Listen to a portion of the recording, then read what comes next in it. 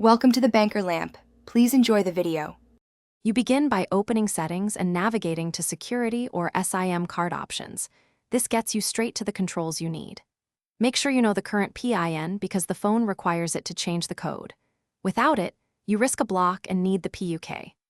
Once in the SIM menu, select the option labeled Change SIM PIN so you're ready to enter the current code and proceed immediately. This prevents unnecessary retries or lockouts. You will be prompted to enter the current PIN first. Do this carefully because 3 wrong tries will block the SIM and force PUK use. After that, choose a new PIN of 4 to 8 digits. Pick something memorable but not trivial, and avoid repeating patterns. Once you input the new code, the phone asks you to confirm it.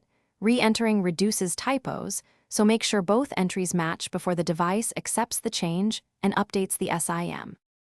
You finish by saving the new PIN and restarting the phone to verify it, prompts for the updated code at boot. This confirms success.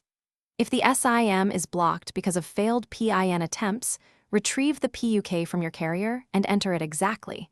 A limited number of PUK tries remains, so be cautious to avoid permanent lock. If problems persist after using the PUK, contact your carrier or visit a store for assistance or a SIM replacement.